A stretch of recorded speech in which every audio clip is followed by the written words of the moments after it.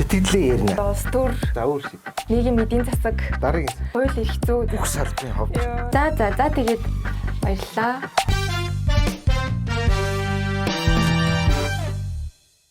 Зөв нам гэдэг. Гэхдээ миний ойлгож байгаагаар бол манай хамаг их орончид маань л байдаг гэж би юу нь л ойлгодог шүү дээ. Одоо нөгөө чигсдэг, тэмцдэг, авирдаг хүмүүс маань байдаг. Авирдаг аа. Тий. Хаашаа авирдаг? Нэг төрийн ордны хашаа руу хаалга маалга руу авирсан түүх байдаг шүү. За тэгээд дотроо бас жоохон хагаралтаантай лайваар хэрэлцдэг. Ер нь бас нэлийн одоо юу юм бэ? Од нам гэх юм уу? Тэ бас намыгаа бодоход зарим нэг нам бол бас айгуу чимээгүй намууд байдаг шүү те. Тэгсэн манай намын дарга Утганбаатар гээд ах маань улс орон хэцүү байгаа учраас мөнгө авахгүй гэдгийгс. Тэгээд юу мөнгө ханаас авд юм бэ гэсэн чинь сүүл нэг улс төрийн намын тухай хуулийн шинжилгээр яг өмнө ч гэсэн авдаг л байсан баг л та. Нүн яаж авдаг, яаж авах нь тодорхой бус гэх юм уу эсвэл нөгөө зарцуулалт нь тодорхой бус энэ төр байсан гэд нэлийн хилэн болж байгаад тэгээд одоо одоогийн өмнөх парламентын гэх юм уу үед одоо нэлийн онц дүгнэгдэх ажлуудын нэг гэж бас хүмүүс ярьдаг. Тэгтээ улс төрийн намын тухай хуулийн шинжилгээг баталсан гэд. За тэгээд 23 онд баталжээ тэр тухайн хуулийг.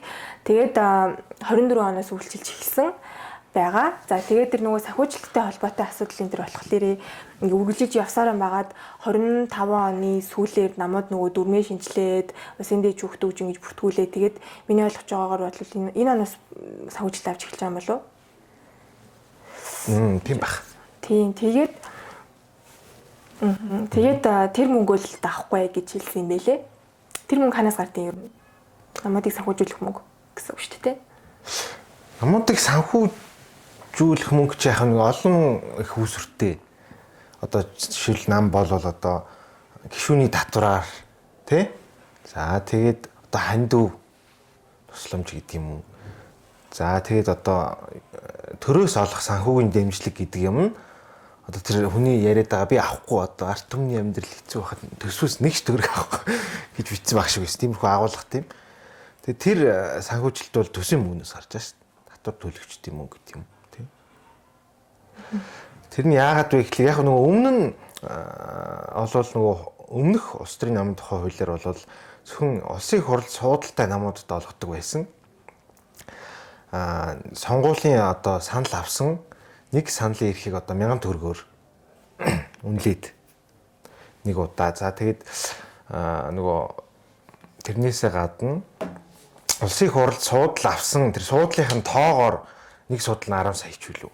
Тэгээд санхүүжилтийг тогтмол ингээд олгодог байсныг 2019 онд нөгөө үндсэн хуульд нэмэлт өөрчлөлт оруулахдаа үндсэн хуулийн 19-ийн штрик 1 гэдэг нэмэлтээр гэх юм уу тий? Нэмэлт зүйлээр одоо төрөөс одоо ингээд улс төрийн намд санхүүжилт олгох журмын хуулиар тогтооно гэсэн агуулгатай. За тэгээд улс төрийн нам өөрөө ингээд арчилсан зохион байгуулалттай тий.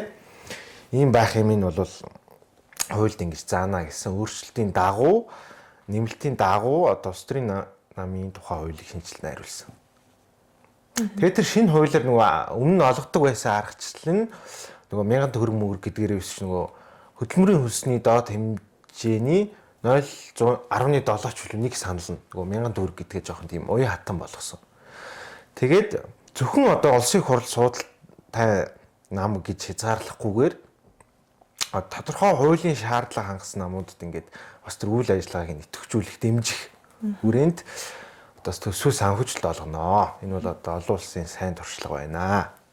Улсын соёлын төлөвшүүлэх тийм. Тэгэхээр одоо нөгөө нэг манайс чинь ерөнхийдөө нэг юм хоёр их нам гэх юм уу те намын хооронд л нөөцлөлтөн байдаг. За сүүл хүн нам нэмэгдээд одоо их хурал суудал авлаа гэдгээр ч юм уу те нэлийн 3 дахь томоохон одоо улс төрийн нэгж болж гинэ гэж ойлгож болох байх.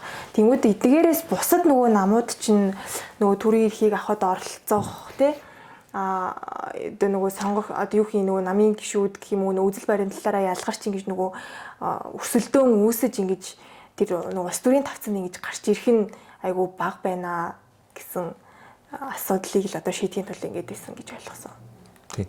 Тэгээ яхаа нөгөө нам чинь одоо ийм ялангуяа манай намууд чинь айгу том бүтцтэй тий. Ялангуяа нөгөө олон жил ингээд төрийн эрх барих байгууллагад ингээд төлөвлөлөө оролцуулсан хүмүүс чинь ингээд дүүрэг болгонд одоо намын ороотой, намын үүртэй ч гэдэг юм уу тий. Аймаг сум болгонд одоо намын үүртэй. Тэн чинь намын үүр ороо байшингасаа гадна тийм хүн ажиллах хэрэгтэй л болдог л байх л та. Тэр хэрээрээ нөгөө юм зардал нь ингээд өсдөг. Тэгэхээр тэр зардлаа хаанаас гарах юм гэхэлэр тэр нь жоохон юм бүрхэг тий. Одоо зардал гарч байгаа нь үний эмч тэр чинь санхүүжилт байх нь үнэн болчиход байна шүү дээ. Тэгээ нөгөө жижиг намууд нь болол ингээд бас төдийлөн тийм амжилттай санхүүждэггүй ч юм уу. Тэгээ тэр үйл ажиллагааг л жоохон ингээд дэмжих гээл одоо юм шинжилт хийсэн байх л та. Нэг ёсондоо нэг эрүүл өрсөлдөөн байхгүй байгаа гэсэн үг тий. Тий одоо эрүүл өрсөлдөөн гэх юм уу. Тэгээд одоо тодорхой хуулийн шаардлагын юу гэхээр ингээд сонгуульд оролцоод нам бол ер нь яах гэж үйдэн гэхээр одоо сонгуульд л оролцох гэж байгаа шүү дээ. Улс төрийн ийм байгууллага юм чинь. Тэгээд сонгуульд оролцоод тийм олон нийтийн дэмжлэг үнэхээр ингээд аваад байвал тодорхой хэмжээний үйл ажиллагааг нь бас санхүүгийн хувьд төрөөс дэмжиж гэдэг бодлогоор л оруулсан. Тэрнийх нь шаардлага нь бол одоо ээлж сонгуулаар их хурлын сонгуулаар сонгогчдын нийт сонгогчдын тий ирсэн жагсаалт бүрдэгдсэн нийт сонгогчдын 1% бас дээш санал авсан байх хэрэгтэй. Ер нь үндсэн шаардлага нь бол тийм босгын давжиж одоо санхүүжилтийн эрх одоо үүсэх эрх нэгдэн. За хоёрдугаар тэгтээ одоо тэр нам чинь бас ингээд 1% л даваал ингээд санхүүжилт аваад байвал бас ингээл одоо популизмтай нөхдүүд ингээд л баахан санал авчаал яаж ижээ санал авчаал тэгэл ингээд төрийн төсвийн мөнгнөөс гөхөөд хөвтөд гэж бас болохгүй шүү дээ тий. Тэгэхээр хоёр дахь шаардлага нь бол тэр нам бас өөрөө өөрийнхөө үйл ажиллагаа тодорхой хэмжээнд санхүүжүүлдэг байх хэрэгтэй. Одоо гишүүдийнх нь ханд үү тий. Гишүүдийнх нь татвар тэгээд одоо өөр хүмүүсийн ханд манд одоо юу гэдэг хууль заасан хүрээндээ тэгээд төрөөс олгож байгаа санхүүжилт бол тэр өөрийнхөө санхүүжилтийн 50% сэтрэх биш ээ. Өөрийнхөө санхүүжилтийг хоёр дахин нэмэгдүүлсэн хэмжээний сэтрэхгүй байх ёстой. Тэгээ өөрийнхөө санхүүжилтг бол мэдээж тэр нам бол төрөөс олох 1%-ээс босоод авсан ч гэсэн тэр нөгөө эрхээ эдэлж чадахгүй гэсэн. Тэгээ би тэгээ нөгөө тэр нөгөө бичгийг харсал та энэ сошиалэр аягүй их явсан юм чинь тий. Тэгээд тэр iTime сайт дээрээс бахаа тэр сонгуулийн ерөнхий хорооны одоо яг тэр хариуцсан ажилтны ярьслах өгсөн байх шиг байсан. Тэгээ үнэн ба зөв нам бол одоо яг хуулийн шаардлагыг болон хангаагүй маа. Тийм учраас одоо угаасаа олохгүй байсан юм шиг байгаа юм л да. Тэгээ одоо улс төрийн нам юм чи бас оноо авах үүднээс одоо ард түмний амьдрал хийцээ байх чи. Дэмжигчтэй одоо юу хийм таалагдах үүднээс гэх юм уу те. Тэгээ хүмүүс бас их дэмжигчл байх шиг байлээ л дээ те. Сэтгэлдлүүд мэтгүүлийн хальт ингээ үүлгээ харахаа. Гэхдээ энэ нам чинь гэж хэрвээ тэр нам хүсэхгүй бол мэдээж авахгүй юм шүү дээ. Одоо хүсэхгүй байхад маа чи мөнгө ав гэдэг юм хааж байхгүй. А тийм үү. Тийм яхад нэг шаардлага дараагийнхаа жилийнхаа тэр санхүүжилтийнхаа авах жилийнхаа өмнөх жилийн хууль заасан одоо 7 билүү 8 сар хуанлын шүү дээ. Тэр хугацаанаас өмнө одоо хүсэлтээ гаргаад тэгжиж аав. Түүнээс одоо хүн хүсэхгүй байхад одоо төсвөөс мөнгө өгнө. Хүсэлтээ гаргасныхаа дараа авахгүй гэвэл яах вэ? Тэгвэл одоо болох л байл гэдэг тийм. Авахгүй байж юу? Тийм. Гэтэ яг нэг хүсэлтээ гаргасан учраас тийм бичиг өгсөн бол авахгүй гэсэн бичиг өгсөн бол дараа би одоо тэр үед хүсэлтээ гаргаж ирсэн байж магадгүй л гэж ойлгосон шүү дээ. Сонгуулийн ерөнхий хорооноос мэдээд шаардлага хангаагүй маа гэдгийг хэлж гинэ гэдэг чинь цаана сонгуулийн ерөнхий хороо шалгаж үзсэн байж хэлсэн шүү дээ. Тэгэхээр хүсэлтээ гаргачаад тэгээд дараа нь авахгүй байсан байна да. Яг гаргасан бичиг нь бол юм шиг байна. Мэдэхгүй шүү дээ. Гаргасан юм уу? Тийм байна. Тэгээд одоо ер нь яг манайд нэг нам гэхэр надад ингэж санагдаад. Одоохондоо манай байдалд бол яг нөгөө улс төрийн намын шинжилсэн найруулагч одоо төрөөс олох санхүүгийн болон санхүүгийн бус дэмжлэг ахын намууд чинь төрийн ордны заалч байд юм уу тий? Төрийн өмчтийн заалуудыг жилд нэг удаа ашигладаг, хурал цуглуулна хийдэг. Иймэрхүү дэмжлэг санхүүгийн бус дэмжлэгүүдээс гадна одоо яг мөнгө хөрөнгийн дэмжлэг үзүүлээд явдаг. Гэхдээ тэр зарцуулалтын дээр нь бас нөгөө шинжилсэн найруулгаар их тийм тодорхой зохицуулалт хийсэн л гэж ойлгосон. Тэр нь бол юу гэхээр одоо тодорхой жишээ нь 20% ингээд тодорхой нийгмийн бүлгийг дэмжихэд зарцуулнаа. Одоо ингээд танд мөнгө өгөөд та ингээд яаж зарцуулах нь таны хэрэг гэсэн юм бол байх. Яахгүй ил тод байна гэдэг зүйл нь хамгийн гол. Тийм. Тэгээд тайлэг нь тэр юм. Би энийг ингэж зарцууллаа. За ингээд тайлгналыг одоо хууль зөрчөөд хийсэн зарцуулт явагдсан бол тэр мөнгөө төр бас буцаагаад шаардна. Ингээд хууль зөрчсөн байна гэдэг ч юм уу тий. Тэгээ яг энэ 2 сарын 10-наас өмнө одоо Австрийн намууд ийм санхүүгийн тайлангаа жилийн үйл ажиллагааныхаа санхүүгийн тайлан сонгол ерөнхий оронд өгөөд өстой. За тэгээ 3 сарын 15-наас өмнө илүүдээ нөгөө бас хөндлөнгийн аудит оруулаад тэгээд тэр аудитын дүгнэлтээ бас өгөх өстой. Ингээд нэгтгэхдээ сонгуулийн ерөнхий орон тэрийн үндэсний аудитын газар өгдөг юм журамтай болсон юм шүү. За тэгээд нөгөө тайлагнал маань бас яах вэ? Нөгөө шинжилсэн найруулгаар чинь Австрийн нам ингээ хажуудаа бодлогын судалгааны хүрээлэнтэй байна. Жоох юм бодлого ярьдаг чиглэл рүүгээ явъя л гэж одоо тийм үзлээ санаагаар хийсэн юм шиг байгаа юм л да. Одоо бол манайх чинь тийм хүчлэлтэй шүү дээ. Одоо намын гишүүн гэхэлэр би бол уг нь яг нь улс төрийн намын хуульд заасан ч гэдэг юм уу ингээд янз бүрийн бүтээлүүдэд ингээд тойл бичгээс жишээл ингээд харахаар нам гэдэг бол юу гэхэлэр ингээд үзэл бодлороо нийлцсэн тий. Ингээд тодорхой нэг юм дээр санаа нэгддэг ч гэдэг юм уу. Тэгээд ингээд хүмүүс ингээд юм улс төрийн хүсэл зоригоо илэрхийлэх юм бүлэг. Нэгдэл баймир шүү дээ. Манайд бол би зүгээр л миний хувийн бодол л да. Ингээд ажиллахаар зүгээр л одоо нэг хүнд дуртай болвол одоо тэр хүнийхээ намын тал дургу бол нөгөө намд нь ордог ч юм уу те. Тодорхой нэг асуудлыг тэр одоо А гэдэг намын гишүүд одоо энэ өнцгөөс нь хардаг. Үзэл санааны талаар л яриад Б гэдэг намын гишүүд нь энэ өнцгөөс хардаг учраас эдгээр бас Агаас ялгаатай гэж харагдах гэхээр манай чи жоохон хүнд төвтэй юм шиг байна. Би энэ дургу учраас би нөгөө намд тэгээд одоо сонгуулийн тул нөгөө нэг ер нь дэлхий дээр гэх юм уу ямар үзэл баримтлалууд үзэл санаанууд байдгийг гэдгийг бас ер нь хэлжүүл зүгээр ах тий. Гэхдээ тэгэл дэлхий дээр одоо өчнөө л олон зүүнний барууны гэж одоо ерөнхий хуваагаад байгаа шүү. За тэгээд тэр дотроос чинь одоо democracy одоо юм арчилсан юм уу либерал гэж нэг байх шиг байгаа. За тэгээд уламжлалт гэд бас байх шиг байгаа. Тэгээд одоо тэрнээс чи холимог социал демократ тэг бүгд найрамдах нам гэхэр чи одоо жоох уламжлалт талдаа ороо явчихж байгаа юу? Одоо нэрээс үл хамаарад ер нь тэр нам өөрхөн консерватив байх юм уу? Социал демократ үзэл өрөмтөлтэй байх юм. Манай энэ ихэнх намууд чинь социал демократ гэж яг дүрмэн дээрээ зарладаг. Багтаа одоо жишээл манай эрх хөрч нам чинь би социал демократ гэж зарласан гэж ойлгоод байгаа шин. Арчилсан нам одоо яг юу зарсныг би тэгж мэдэхгүй байна тий. Манай хүн нам болвол хиндэ нэг байж байгаа сүулт за бид нар ер нь боллоо социал демократ болъё гэж зарлчих шиг болсон тий. Үгүй уг нь л яг л нэлийн хатуу одоо барууны бодлого баримтлана гэж ах шиг байснаа. Яг тийм өөрчлөөгүй байхаа. Өөрчлөөгүй юу? Өөрчлөөгүй байхаа. Тэгээд сүүлд байсан ш нь хүн намын баг хурал болоод билүү хурал дээр илүү манай намын дарга маань дорчанд дарга маань гарч ирээд тэгээд за бид нар бол ийм тийм үзэл санаа бол би сонсож байгаагүй. За. Прагматик. Яг тэгж хэлсэн юм уу те? Яг тэгж хэлсэн шүү. За. Тэгээ энийг юу гэж Тэгээ одоо ингээ прагматик явж байгаа учраас бас засаг масагт орсон байгаа. Яг үнэн тийм. Тэгээ энийг болохоор зарим нэг одоо манай улс төрийн идэвхтнүүд маань гэх юм уу одоо манай Liberty амраах маань. За тэр чинь бол ерөөсөө бие үнэлж ийна л гэсэн үг шүү дээ. Тийм одоо нам байна гэж юу яхав дээ гэж бас хэлээд авсан. Тэгэхээр энэ намын нөгөө үзэл санаа гэдэг юм чинь уг нь бол юм ялгарал бэж чи гой өрсөлдөх бах л та тий. Яг юм нөгөө парламентын мэтгэлцээ ингэж нөгөө нэг одоо 10 жилийн хүмүүсийн тэр нөгөө мэтгэлцдэг шүү дээ. Тэрүүн шиг ингээд яг нэг асуудал байгаа тэр чинь ингээ гол нь олон талаас нь харах гээд байгаа шүү дээ.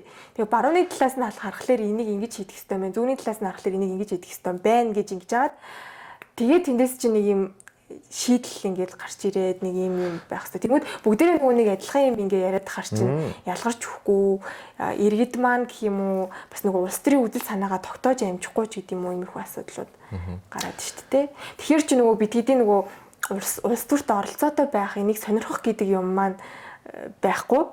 Гэж Америкийн тэр чинь бүр амар юм нөгөө бүр жоохон туйлширсан энэ төр байдаг юм шиг байл шүү дээ.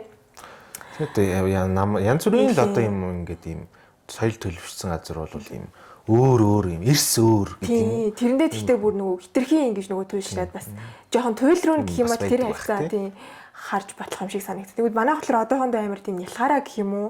Нэг юм нөгөө төлөвшөж амжаагүй. Одоо ингэ сонголтын гэдгийг харж харж амж өгөө гэх юм уу? Үеэр ингээл харахад ер нь төлөвлөлтүүд энэ яагаад сайн хүн бэ? Энэ яагаад муу хүн бэ л гэдэг дээр төлөвлөрдөг болохоос биш. Юу яриад байна? Тийм, бодлогын хувьд ийм юм а гэдэг одоо жишээ нь намын мөрийн хөтөлбөрийг одоо уншдаг хүн байдаг ч юм уу ч юм. Тэгэхээр нөгөө жоохон энэ бодлогын чиглэл рүү нь явуулахын тулд намууд ингээд хажуудаа бодлогын судалгааны өрөлөнтэй байна. За тэгээд иргэдэд ийм улс төрийн тэр үзэл санаагаа сурчлах хэд тэр төрөөс олгож байгаа санхүүжилтийн 15% баха. Тэрийг зарцуулна. За ингээ өөрийнхөө одоо улс төрийн намын төлөвшил бодлогыг ингээ зэгцлэх тэнд чиглэлээр судалгаа хийхэд бас ингээ тодорхой үеийн зарцуулна гэх ингээ зарцуултын юу ингээ заагаад өгсөн. За тэгээ үлдэгдлийн нь бол мэдээж зарим хэсгийг намынхаа үйл ажиллагаанд бас ашиглах хэрэгтэй л болох байх л та. Гэх мэт. Тэгээд би тэр бас дөрөв дурдсан ярьцлагаас ойлгоход тэр мэдээлэл авахд тэр 25 онд бол нэг 7 орчим төгрөг гаргасан юм шиг байли.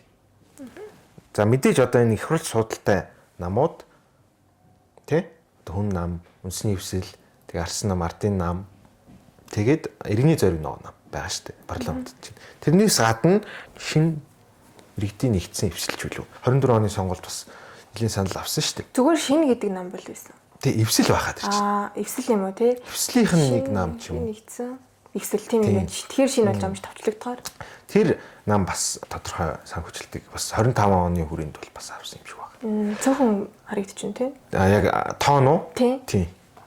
Бүртгэлтэй 30-д байдаг. Бүртгэлтэй яг дээд шүүхэд бүртгэлтэй 37% уу 38 нам байд юм шүү. Өнгөрсөн оны сонгуульд бол 29 нам 2 эсрэл төгсөлтөө өгжөөснөөс дундаасаа бас ганц хоёр нь болсон бас байсан.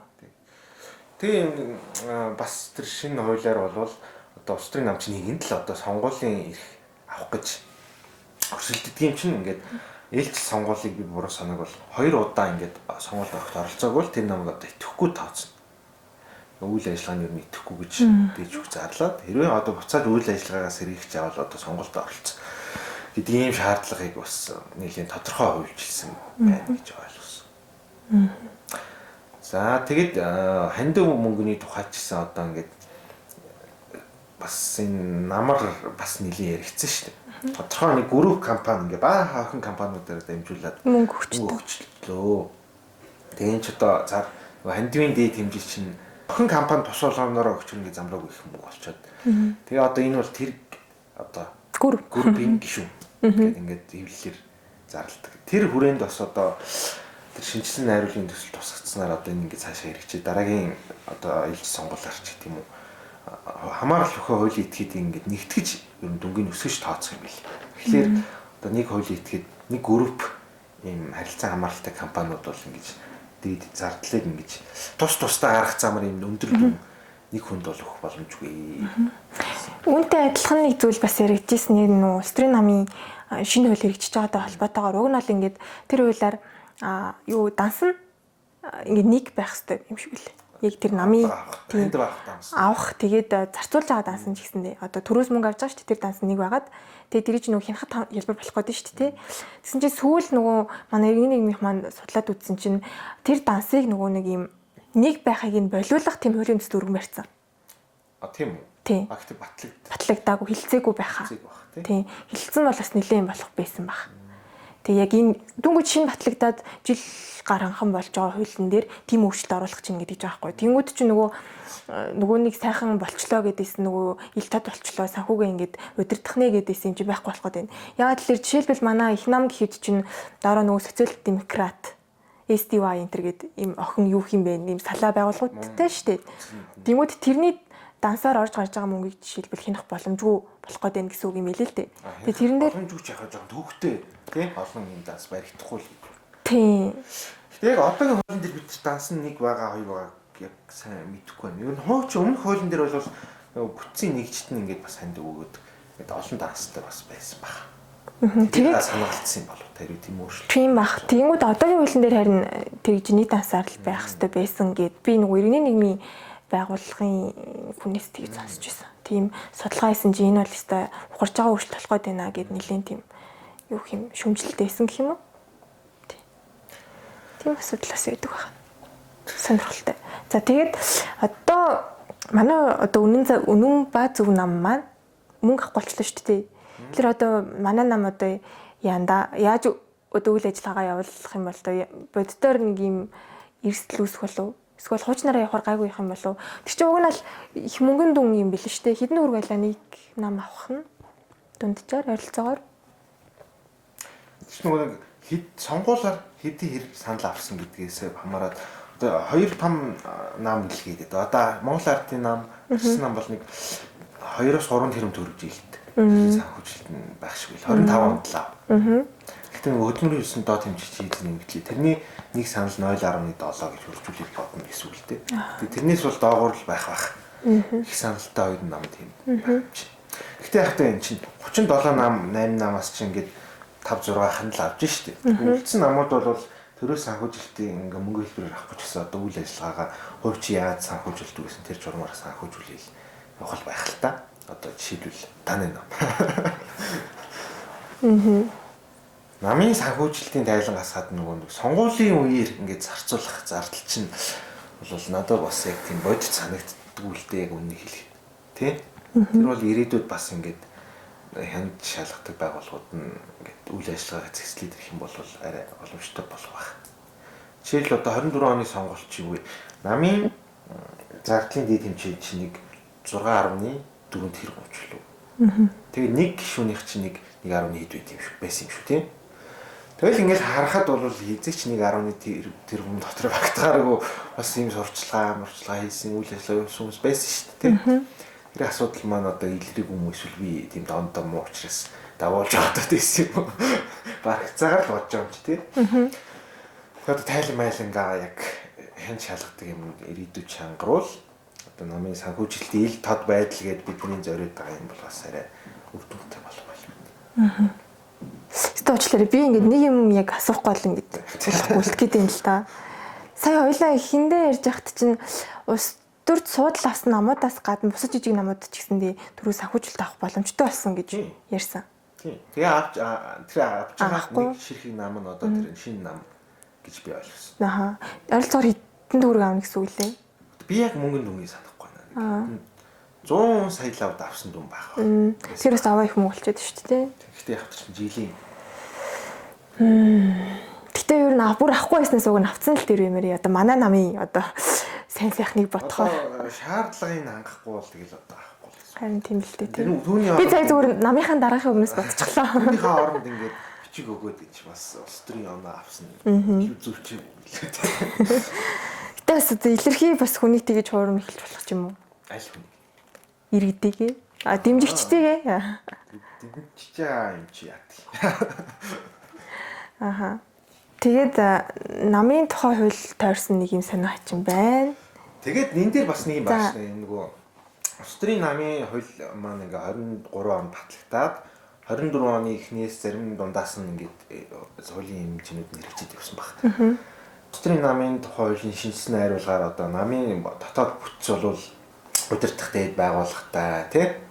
За ингээд төлөөллийн байгууллагатай, гүйцэтгэх байгууллагатай за ингээд хажуудаа бодлогын судалгааны хүрээлэнтэй байна гэдээ хэлсэн. За тэгээ намын дүрэн бол дотоод арчлаа хангасан байх ёстой.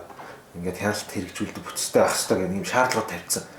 За энэ шинжилсэн хуулийн найруулгад намын дүрмээ нийцүүлэх шинжилт намын дүрмээ хэрвээ нийцэхгүй залтууд байвал тэрийг ингэж өөрчлөх эсвэл бүр дүрмээ шинжилэн найруулах.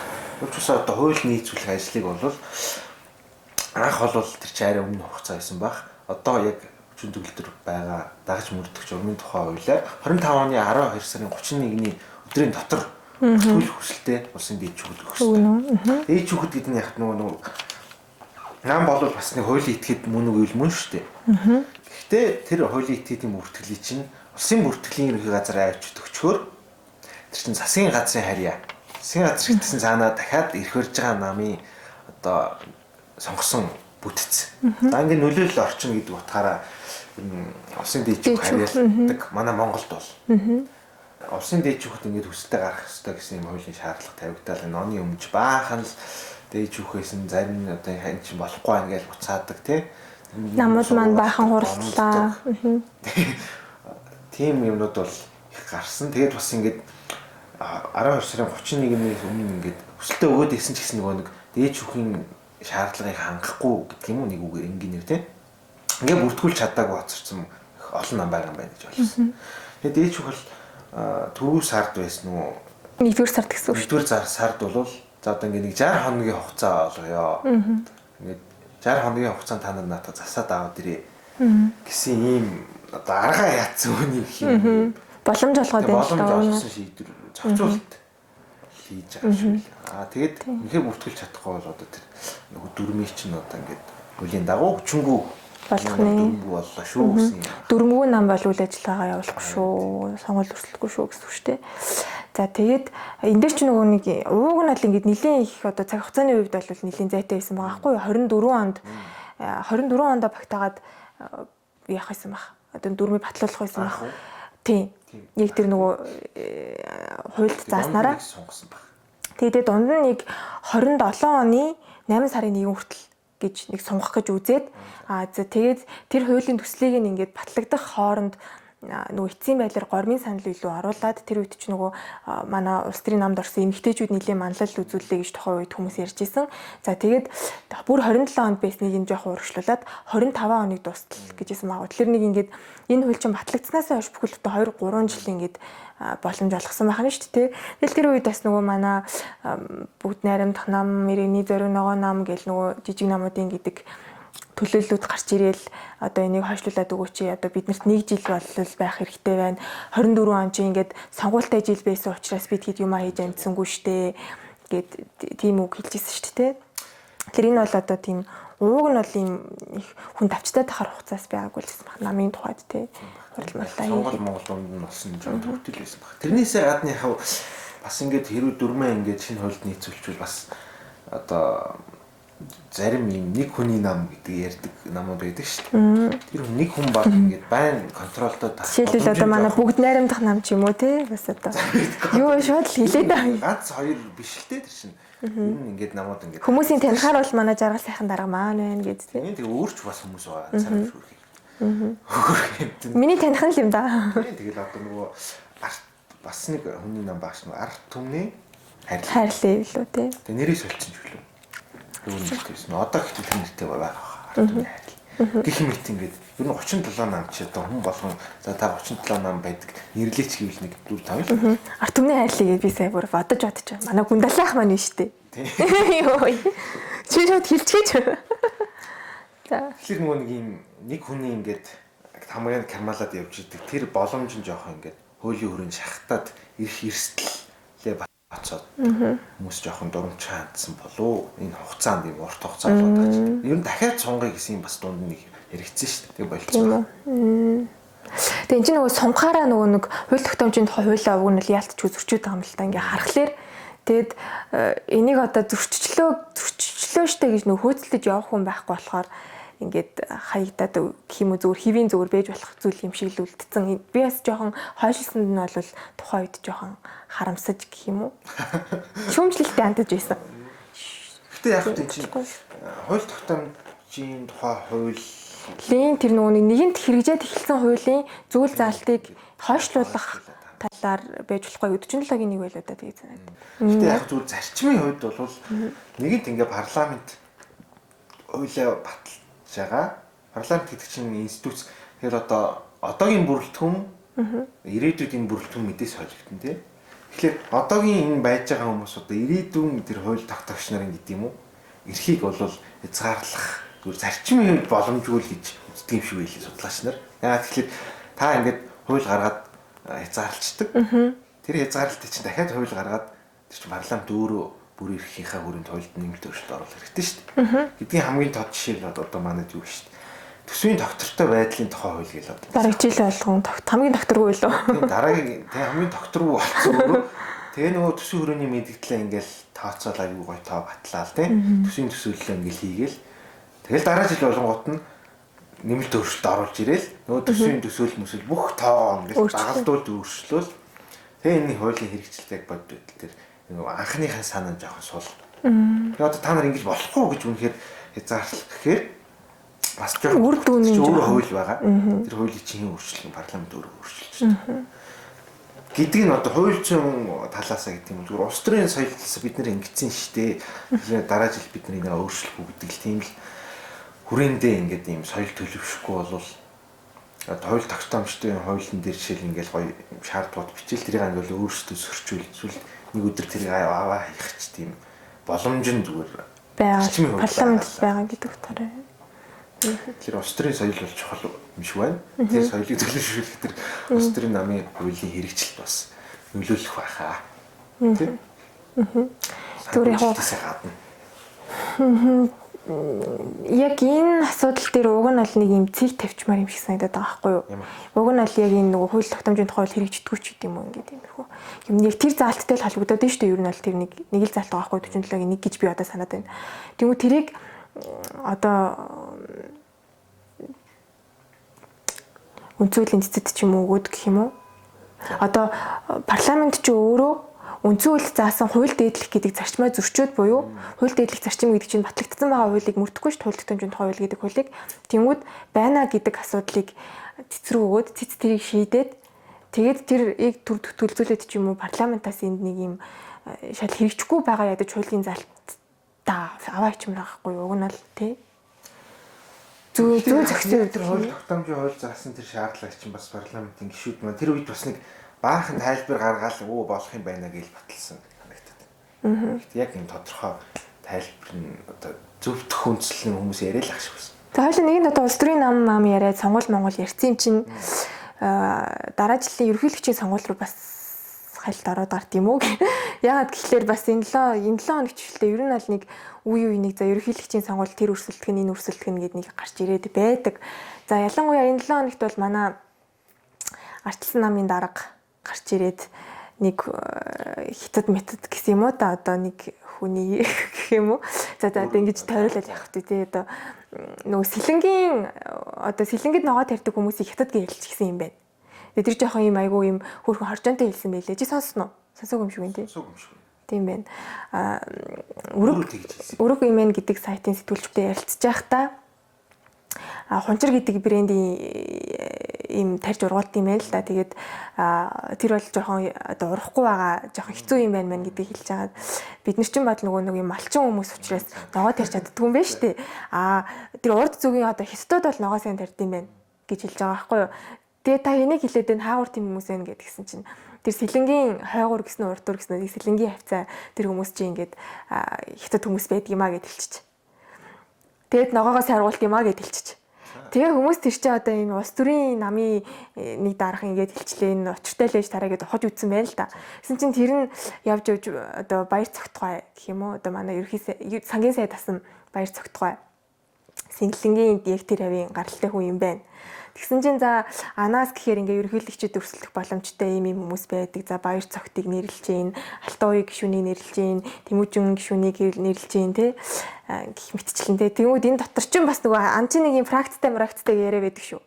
Тэгмүүд одоо ингээд энтэй талын фракц, энтэй талынхаа фракцын үнийг намж байгаа нэг юм боллоо л гэж хүмүүс бас ярьж илээ. Тийм бас нэг юм сонирхолтой гэх юм уу. Тэгээ тийм үг хэлснээрээ манайхан төмөр дарга маань бол бас сайн нэлээд шүүмждүүлэх шиг боллоо.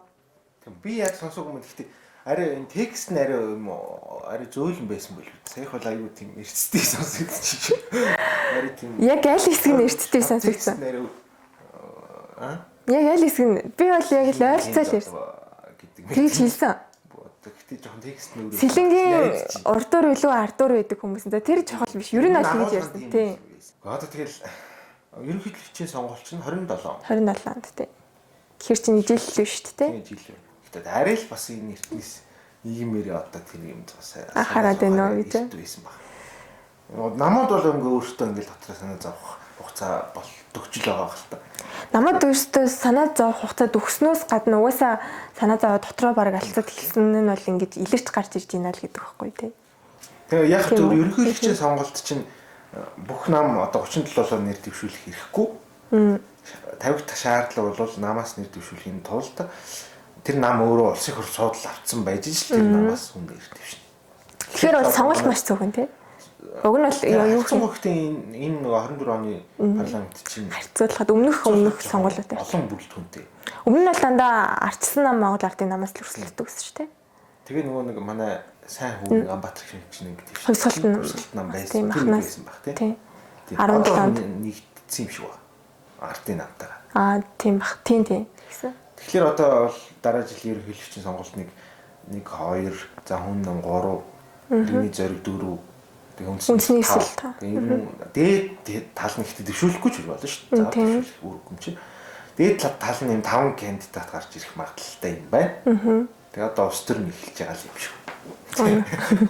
Тийм. Яг нөгөө одоо бол ерөнхийлөгч нь 1 удаа сонгогдно гэдэг юм зөв үеийн өөрчлөлт бас 19 онд хийсэн учраас манай одоогийн ерөнхийлөгч үлсэх. Сонгогдно гэж байхгүй гэсэн. Сонгогдно гэж байхгүй. Тийм байна. Яг бас хүмүүс сонирхолтой байж магадгүй гэдээ бас мэдээлэл хуваалцахад ногоо намын гэх юм уу гэж одоо оглогддог байсан оюун гишүүн гэдэг штеп. Одоо төр нийгмийн нэр тэтгэлтэн зориг хасны дүү гэдгээр нь хүмүүс мэдэх болов. Ардын намаас бас дэвших боломжтой байна гэсэн яриа хальт гарч ирээд тэгээд өөрөө бол тийм юм байхгүй. Би эмгтэй хүн өрсөлдөх юм бол дэмжин би бол нэр дэвшихгүй гэдгийг хэлсэн. За бас нэг сонирхолтой юм гэх юм бол энэ жил бас нэг яригдж байгаа эмгтэй гишүүн гэх юм бол гадаад харилцааны сайд Батцгийг бас магадгүй гэж бас яриад байна. За яг зүгээр ингэ мэдээлэл юм. Тийм. Гэхдээ яг эмгтэй хүн нэр дэвшижсэн ш нь нөгөө Монгол Ардын Хувьсгалт намын би нэрийн буруу санааг бол удвал гишүүнсэн эмгтэй бас. Тийм сайд энэ төр байсан. Эрүүл мэндийн сайд байлуу. Тийм. Дэвшижсэн түүх бас байгаа шүү дээ. Гэхдээ яг зүгээр би тэгтээ санахгүй. Би миний хувийн сэтгэл бол саяны яриан дээр оюун манай байгаль орчны сайдын арай ойр байлгүй тийм. Ядаж уу? Тийм бах. Би буруу ойлгосон гэж магадгүй. Яг л нэг Батцэг сайдтай цуг ингэ нөгөө постерлогдсон бахаар нь гэд ботцсон байж магадгүй цаанаас. Нөгөө нэг бас нэг энэ дээр яригдаад байгаа юм. Манай улсын хурлын дарга уучрал одоо сүүлийн үед нилээ идэвчсэн гэх юм уу? Одоо энэ тэрүүгээр яваад байнга харин тийм. Тэгээ манай намын дарга хүн улсын хурлын дарга байгаад парламент удирдаад байх чинь байж болох юм уу? Уу байж болохгүй гэсэн хуулиар байхгүй ч зүгээр зарчмын хувьд уу? Тийм. Зарчмын хувьд яг одоо ингээл ерөнхий сайд байж ш тэр нөгөө намынхаа бодлогыг нааш цааш болох байх л та тий. Харин тийм. Тэгэхээр манай тийм намууд ийм л зохион байгуулалтаа одоо ийм байдлаар хийл гэж тохирсон юм байлгүй тий. Харин тохироод байгаа мó одоо тохирохгүй гэдэг байгаа. Дараагийн сонголт бэлдээд байгаа юм чинь ерөнхийлөгчд нэр дэвшээд сонгогдсон чинь намаас төтгөлцөх хэрэгтэй шүү дээ. Тэгэхээр дараагаа нэр дэвшүүлээд тэгээд дарахгүй болчих тийм бодол байхгүй л байлгүй. Тэгэхээр дарга болоогүй манай ерөнхий сайдгаа сойгоод байгаа ч юм болов мэдэхгүй шүү дээ. Учир нь бол юу ерөнхийлөгчтэй бол өрсөлдөхгүй мэл нас нь өрөхгүй. Нас нь өрөхгүй. Залуу юм байна уучлаарай. Тэгэхээр тийм ерөнхий сайд руугаа л үзээд байгаа юм уу гэсэн там үгс байсан. Альбан бас гэх юм уу. Хүмүүс тэгж бодоод байгаа юм шиг л. Тэгэхгүй бол нэрнгээсээ улсын хурлын парламентын дарга хүнчүүдээс яг ингэж бүх юмн дээр очиж үзээд нэг гүйцэтгэх хэрэг мэдлэл хэрэгжүүлж байгаа хууль тогтоомжийн хэрэгжилтийг хянаж шалгаж биелүүлэх гээд явж байгаа хүн шиг яваад байгаа байхгүй юу. Тэгэхээр толгой эргээд хүмүүсийн толгой эргээд болсон ийм хүн чи бас намынхаа улс төрийн оноог аваад явж байгаа. Гэхдээ ямарс нэг цог идж байгаа зураг нэг яваад гисэн тийм. Захаараас болоо. Одоо энэ чинь тэр юу гаргадаг хөл. Тийм улс төрч хүмүүс. Тэр одоо мэдхгүй шүү дээ. Тийм байна. Манай улс төрч сонирхолтой шүү. Одоо ихтэй чуулган завсарлцсан байна хүмүүс цаансартаа бэлдэж чинь юу улс төр маань тэл баг. Тэ? Үгүй маа. Тийм үнэн тийм баг. Нөгөө торгуулийн 102 гэдэг аппликейшн болоод чинь 102 лөө 102 баг. Аппликейшн бол мэдэхгүй. Нэг од олоод байгаа ах байсан шүү дээ. Тийм. Ах маань цагаан сараар амарна гэж хэлсэн. 2 сар амарна. 3 сараас ажилд орно гэсэн үг. Тийм үү. Тийм тэгшээ. Хоёртой бас зохион байгуулалт шүү дээ. Зарим Австрийн хамаатаас хэлсэн. Шүгэл. Тэгээд яг таны мэдхүйн хувьд гэх юм уу? Одоо Эпштейний файлс гээл энэ 7 хоног жингоол манай одоо Баттулга сайхан бэлэг элбэг дорж гэдэг хүмүүсийн нэр гарч ирлээ. Би бас тийш орж үзсэн. Яг байхын хувьд бол бэлээ тэр мэйлэр харьцсан юм юм. Тэгээд яг тэр хууль зүйн чинь Америкийн нэгдсэн улсын хууль зүйн яамнаас гаргаж байгаа файлууд шүү дээ. Тэнгүүд тэднээс өөрсдийнх нь өгж байгаа нөгөө санамж нь юу юм бэ гэхээр энэ бол ингээд эцсийн бүлэгт энэ материалууд бол хин нэгний гэмт хэрэгт буруутай ч гэдэг юм уу те. Тийм зориггүй, тийм утга илтгэхгүй шүү гэж бол хэлж ийсэн. Гэхдээ манай одоо дотоод эдийн анхаарах ёстой асуудал мөн үү гэвэл бас жоохон сонирхолтой. Үнэхээр тэгээд хүмүүсийн нэр дурдаг байгаа болохоор тий яг хөө сонгуулийн одоо тэр 17 оны ерөнхийлөгчийн сонгуулийн мэдээллийг бол яг нааш цааш нь явуулсан байгаа байсан гэх юм уу тиймэрхүү юмнууд л харагдсан. Тэгээд зүгээр яг хардж байгаагаар гэх юм уу тэр хүнээс одоо санхүүжилт авдаг байсан юм уу? Эсвэл бол гэж харагдаад байгаа байхгүй юу? Тий. Тэгээд тэгснээр тэр хүнд ямар ашигтай жоох байсан тийм сонирхолтой. Тий. Эсвэл одоо тэр сонгуулийн зохион байгуулалтанд оролцсон гэдэг юм байна. Тэрийг мэдэхгүй зүгээр хардталтын төвшөнд бол үнэхээр тийм одоо зохион байгуулалт руу нэг гүнзгий орсон бол тэр чинь одоо гинт тэргийн шин чанартай ч байж болцшгүй юм шиг байна шүү гэд байгаа юм тий. Ойлгож байгаа. Гэтэ одоо яг тэр чинь нотлогдоог болохоор одоо хийж мэдэхгүй. Зүгээр хардхад бол хэрвээ зүгээр тэгж сонгуулийн зохион байгуулалтын өвөн мэдээд одоо санал хураалтын дүн баг хэлсэн үү тий. Тиймэрхүү агуулгатай зүгээр юм подтекст нь байх шиг байна. Подтекст нь биш яг ингээд явуулсан мэйл нь байгаа байхгүй тий. Тэгэхээр чинь яг тийм болж тараад байгаа юм. Зүгээр одоо хардлага гэхдээ нэг шалгадаг байгууллагууд шалгах юм. Тийм үү. Одоо манай сүд хин шалгах уу? Хэнийг? Одоо тэр мэйл тэгсэн байна гэж бодох таатыг гэсэн. Одоо нэг тэрийг одоо ямар гэмт хэрэг гэж үйлцэн гэж боруулах юм тэр байгуул. Манай чи яг нөгөө мөрдийн шалгах байгууллага чинь тагнуул ерөнхий газар цагтаагийн ерөнхий газар ч үүдэг тагнуулын байгууллага цагтаагийн байгууллага тэгээд ажилтаа тэмцэх газар гэдэг гурван субъект. Энэ гурвын хэрвээ одоо шалгахтахаа болдог бол энэ гурвын нэг шалгах.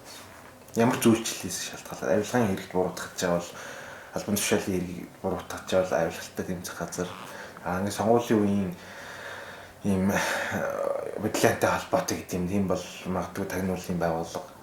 Тэнд хамаарахгүй бол ерөнхий харьяаллын цагтаагийн байгууллага гэмтрүүдээ шалгадаг шээ. Гэхдээ тийм шалгаж байгаа эхлэм гэсэн мэдээлэл бол гараагүй те. Яг зүгээр тэр нөгөө хүмүүст нээлттэй ил мэдээлэл байгаа болохоор тэндээс нь л хүмүүс хараад байгаа. Сонирхолтой тий. Цаашаа яаж үргэлжлэх вэ гэдэг. Үргэлжлэхгүй ч болох. Тийм юм болсон байна. За тэгээд би бас пост олж харсан өнөөдөр өчигдөр. Манай сайн зураг гişүн маань жоохон хэрэгт орсон юм байна. Зодсон гэдэг юм биш үү? Зодсон гэдэг юм уу? Одоо зодсон гэдэг юм бас. Тэр бас жоохон мэдээлж. Зодсон гэдэг. Тэгэхээр одоо Гэхдээ манай сайн зураг гişүн чих тийм одоо юу юм бэ? Халуун гэх юм уу? Байнга ингэ шатаж явдаг айгүй юм тийм хүн юм байлээ шүү дээ. Дууны өнгө дуу хоолой байнга юм дээр байдаг тий. Тэгээ юм болгоныг юм асуудал болгож ингэж хүлээж авдаг гэх юм уу? Нүдний харц марцаас амар аюултай харагддаг. Гэхдээ нэр ингэсээ. Би бас нэг ойроо сарж үзсэн гэхгүй юу? Би сайн зураг гişүн бас одоо тийм арай нэг тийм эрүүл ухаантай хүний тоонд бол багтдаг гэж ойлгоод би л тэгж боддог зүгээр. Зүгээр тэр сэтгэл хөдлөлт юм илэрхийлэн тийм өндөр гэж байна. Магадгүй чи юм ингэ тийм л дээ. Тийм бас өвчлөлтэй мэдээлэл явсан. Тэгээд хүн зодчихоор ч одоо төвхтэй. Тэгээд зодуулж ин аль аль нь надад бол бас тийм эрүүл ухаантай хүнээс гарах үйл юм шиг санагдахгүй байна. Байсан мэдэхгүй шүү дээ. Зүгээр бид нөгөө хүн бас нэр дурддагдаг одоо бол улс төрлөө орцсон хүн л гэр бүлийн гишүүн гэж хаалсан шүү дээ. Тийм тэр өөрөө хууль хүчний хүн байсан уу? Нэг тийм зурагтай байсан тий. Ажил тийм үгүй зүгээр. Яг нөгөө хурцгайн хүүл гэдэг байгаа юм л шүү дээ. Хужин хурцгай чинь тагнуул хэрэгтэй. Ажилтай тэмцэх газрын дэдар маа байсан баг. Одоо л арчилсан намд нийл идэвхтэй яваад байгаа юм байна гэж байна. 4 онд дэвшигч жагаад болцсон ч үл бойлуулсан ч үл нэг тийм эрүүл. Жагсаалтанд орох гэсэн чинь бойлуулчлаа. Иймэрхүү юм бас тий. Юу санахгүй байна. Тэгээд нөгөө нэг яг тэр нөгөө анх тэр мэдээллийг гаргаж ирсэн гэх юм уу? Их сурвалжаас нь харахад бол тэр залуу үтсэн сайн зөрөг гişүн хламаар дөрмжилсэн гэж хэлсэн байлээ. Тэгтээ бас мэдгүй. Хин яаж дөрмжилсэн. Харин хажуус нь хараагүй болохоор бас тий. Тийм үнэхээр зодоод ингээ гэмтэл мэдлүүлчихсэн байдаг бол тэгээд цагтаагийн байгууллага шалгаад тэгээ мэдээлэл өгөх байлгүй. Олон нийт аягүй сонирхолтой юм чинь. Харин тий. Тэ. Стим манай гişүн маань хаач явж ирсэн үрх юм бас жоохон согтуур асуудал үүсгэх магадлал өндөртэй л хүн л тий. Тэгтэл ер нь согтууруулах нь хэрэгэлсэн байхдаа зөв бүс уулзалт гаргана гэдэг чинь тухайн үйлдэлийг зөвтгөх шалтгаан бол болохгүй шүү дээ. Тэгээ ер нь ингээд хүн ингээд нөгөө төлөвшил талаасаа ингээд бүхэл бүтэн арт түмнийг төлөөлж байгаа, бодлого боловсруулж байгаа хэмжээний хүн байж ич одоо тэгээд зодон зохионы асуудал гарч ирнэ гэдэг чинь уг нь л байж боломгүй байхгүй. Тэг чи манайд болохоор жоох эсэргээрээ байгаад идэхтэй хүн амьтанд зохиод дундгаачвал баг өстө сайхан зохиож хэрэгтэй гэж бүр заяа. Олон нийтгүй тэгж ярьсан хүн байгаа шүү. Үнэ. Тэгээ тэр нь бас ингэж юм харал татдаг тохиолдолч бас би оноо цоглуулахт нэрийг болсон. Тийм. Дээрээ яг ингэж тэгж ярихлаэр одоо доороо гэх юм уу тэнд чинь хүмүүс миний ав баян үгүй миний ав баян гэдэг дээ шүү дээ. Магадгүй. Юм үйл явдлууд болж байгаа юм шиг боллоо. Тэгэл одоо тэц 5-ыг чөлөө 6 гэсэн үү? 6-гийн асуудал гараад ирлээ шүү дээ. 5-гаа болчих 6. Тэр мэрийг бол одоо ингэж тий яг үнэндээ сонсоосоо л үнэхээр залхаж байна нэр гэсэн бүр зүтсэн юм байхаа. Одоо байх байхаа. 6-г дараа бол бас ядаж 5-ыг ярьчмаар байна л да. Ийм лайв хийчихсэн манай тэр. Тэгэхээр барьчихна гэж бодож байна та. Тэгэхээр бол бас барьчих байх гэж боддог. За дүүжин тээврийг чи одоо наадмын дараагаас ашиглалтанд оруулна. Энд дараа он баха. Дараа онд юу? Би тэгсэн үгүй юу? Үгүй энэ онд. Энд болоо л гэж би сонссон шүү. Энэ онд тийм ашиглалтанд орчих. Наадмын дараагаас энэ онд гэсэн. Тэгээ ямар сайндаа туршилтны зорчигдч аваад эхлэнэ гэж бодолоо байсан байлээ тийм. Тэгээд тав тасруулахын гэсэн чи өөртөө нөөц юм цахилгаан ураагууртай. За тэгээд цонхоо хаглаад бууж болно гэж хэлсэн байлээ. Тийм үү? Ослын үед цонхоо хаглаад бууж болно. Хаашаа буух вэ? Тэр одоо яа гэм бол ингээ нөгөө шиддэг шат баттай болоо тий. Магадгүй тийм. Хүмүүс л тэрийг нөгөө нэг яжлаад ингээд нөгөө цонхоо хаглаад өсөрж байгаа даваа талын зурагтай тийм хийгээд хэлсэн байлээ. Яг арай бас тийм биш баг тий. Нэг юм шиддэг шат мац идэж байх байлгүй тий. Цонхоо хагалчаад дараагаар тэр бол айгүй юм бодиттой ингээд юм шом монгийн босгоод ах шиг л шүү дээ. Тийм бах тий. Тэгээд яг чиглэл нь ингээд хүн хэрэг явдаг л байлгүй тий. Хар 20-оос тэр чинь урагшаа ингээд нэвтрэх юм шиг л шүү дээ. Хар 20 цахаас тий. Тийм бах. Эд чинь нэг айгүй олон юм одоо дүүжин тээвэр, метро, LRT юу лээ RIF дэвлүү бас нэг тим юм байгаа. Тэг гэх мэтчлийн маш олон юм тээврийн хэрэгслүүдийн чиглэлүүдийг харсаар юм байтал одоо аль нь хаашаа яваад байгааг одоо сүлдээ ялах байлаа. Тэгэхээр хэрэгждэг бол сайн л байна. Үгүй ээ. За одоо метро нари болоогүй мах тэр дүүжин тээвэр нь тэндээ байдаг юм аа тэр нэг манай хотын дарах шин тарамбай яриад байх шиг байл шүү дээ. Тийм. Чингисийн өргөнжүүл Яарамгаас талбай орох юм. Эхний шоу гэсэн тэр чинь. Дахиад нэг өөр шоу мөн хойшоо явдаг. Тэр мөрийг одоо хийчих. За бүр төөрч хүйцлээ. Бүр яг үнэндээ ёо гэж. Хийх болтугай. Нэг юм барьж аваад тусахгүй гэл хүмүүстэй хэлээд одоо яах. Тэгэд хийчихвэл сайн л биз. гэж би боддог. Хийгээсээ.